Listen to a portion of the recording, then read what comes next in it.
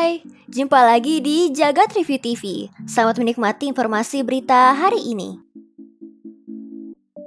Vivo dan Transsion dilaporkan akan jadi perusahaan pertama yang meluncurkan smartphone dengan konsep rollable.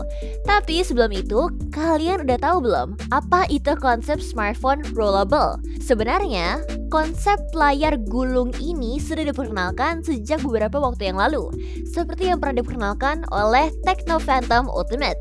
Mereka menunjukkan bagaimana konsep smartphone rollable ini bekerja. Jadi ketimbang dilipat, layar smartphone ini akan bergeser ke ukuran yang lebih besar atau mengecil, hanya dengan bantuan satu klik tombol saja. Konsep dari Tecno, anak perusahaan Transsion ini, menunjukkan bagaimana smartphone rollable-nya bisa menjadikan layar ukuran 6,55 inci membesar hingga 7,11 inci dalam waktu 1,3 detik saja. Tapi bukan masalah layar yang bisa membesar atau mengecil. Layarnya sendiri disebut punya resolusi 2296 x 1596 pixel dengan kerapatan pixel di 388 ppi serta color gamut yang sudah mendekati DCI-P3. Lalu, dari mana panel-panel ini diproduksi? Melansir Gizmo China, panel rollable ini kemungkinan akan datang dan diproduksi oleh BOE Technology atau Samsung Display. Setidaknya perusahaan inilah yang berkemungkinan akan digunakan oleh pihak Vivo terkait smartphone rollable mereka nanti. Mengesampingkan soal tren smartphone lipat yang marak, dalam beberapa tahun terakhir ini, smartphone rollable mungkin akan terdengar cukup menarik. Namun, belum bisa dipastikan terkait tanggapan masyarakat dengan konsep rollable ini jika dibandingkan dengan konsep layar lipat yang dipopulerkan oleh Samsung. Kita juga tidak tahu bagaimana durabilitas dari smartphone rollable ini jika dibandingkan dengan smartphone layar lipat.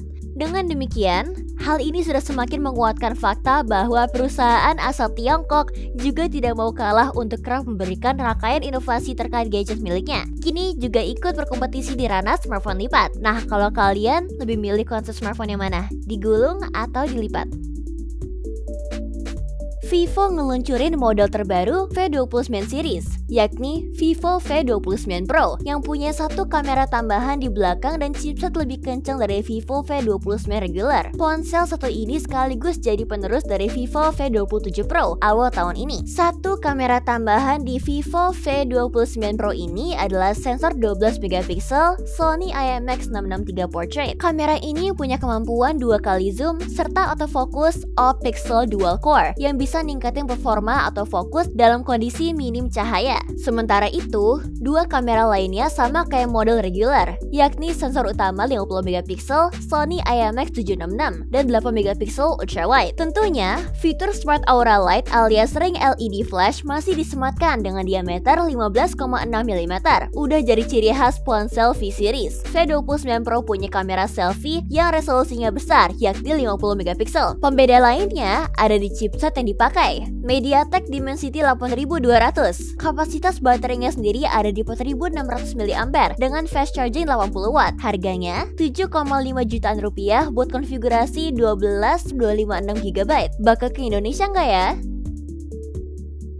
Kamu tahu nggak kalau dukungan jaringan satelit udah jadi tren sendiri di produk smartphone yang beredar di masa sekarang? Kemarin, Apple dan berbagai brand smartphone modern lainnya sudah nyediain fiturnya. Sekarang giliran Vivo X100 Pro. Menurut laporan dari Y-Lab, Vivo X100 Pro bakal diumumin dalam waktu dekat. Bakal punya konektivitas jaringan satelit 2 arah dalam sertifikasi resmi dari Ministry of Industry dan Information Technology atau MIIT dari Tiongkok. Dengan konektivitas ini, Vivo X100 Pro bisa kirim pesan teks, video, gambar, sampai rekaman suara di area terpencil tanpa adanya jaringan Wi-Fi atau seluler. Vivo X100 Pro sendiri bakal pakai chipset MediaTek Dimensity 9300 dan Unisoc V8821 yang ngurus detail soal jaringan satelit itu. Laporan lain nyebutin kalau smartphone ini bakal punya sensor kamera utama 53 MP dari Sony IMX758, sekaligus sensor 64 MP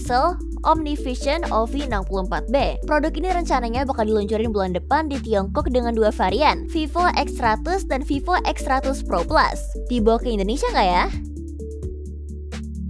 Sharp baru aja luncurin smartphone Aquos terbarunya dengan peluncuran Sharp Aquos Sense 8. Perangkat kelas menengah yang pakai Snapdragon 6 Gen 1 ini kabarnya sudah dijual di Jepang dengan harga sekitar 6,5 jutaan rupiah per unit. Sharp sendiri ngaku kalau mereka mendesain smartphone barunya dengan tujuan biar bisa tampil lebih simple dan mudah pas digunain, tapi tetap punya segudang fitur dan spesifikasi yang nyaman digunain oleh keseharian penggunanya. Dengan bobot cuma 159 gram dan bodi aluminium premium juga rating IP68. Layar utamanya punya ukuran 6,1 inci, panel OLED dengan resolusi 1080x2432 pixel dan refresh rate 90 Hz, serta tingkat kecerahan sampai 1300 nits. Sharp Aquos Sense 8 juga punya sensor kamera belakang 50 megapiksel dengan dukungan native zoom 2 kali dan iOS. Kapasitas baterainya sebesar 5000 mAh yang didukung sama fast charging USB Type-C. Sementara ini cuma baru ada di pasar Jepang.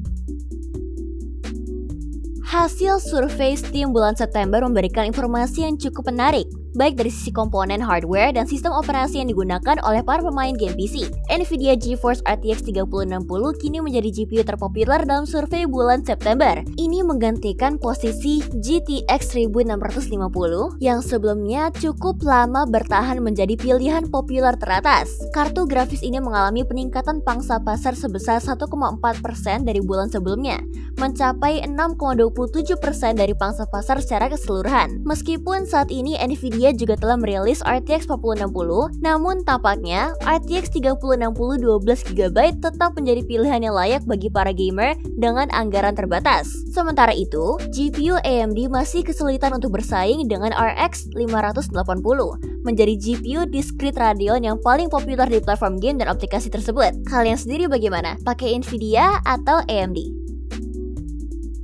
7 tahun sejak peluncuran pertama model Sofort, Leica akhirnya meluncurkan suksesor dengan menghadirkan Sofort 2 secara resmi. Leica Sofort 2 ini merupakan kamera instan hybrid yang memiliki harga cukup terjangkau untuk ukuran brand sekelas Leica di harga 6 jutaan rupiah. Melansir Notebook Check, Sofort 2 hadir dengan desain elegan yang sederhana, di mana kamera instan hybrid ini tidak hanya berfungsi sebagai kamera digital saja, tetapi juga memiliki built-in printer untuk mencetak foto sekaligus. Sofort 2 hadir dengan kamera sensor 5 megapiksel 1/5 inch CMOS yang berdiri di belakang lensa 28mm dengan jarak makro 10 cm, serta dilengkapi dengan layar LED berukuran 3 inci pada bodi belakangnya. Kamera dilengkapi dengan 45 image internal memory dan juga slot untuk micro SD card, serta punya built-in filter yang bisa digunakan selama mengambil foto seperti fisheye, makro, hingga double exposure. Cukup menariknya, kamera memiliki 2 tombol shutter yang memungkinkan pengguna mengambil foto secara portrait maupun landscape. Tak hanya itu,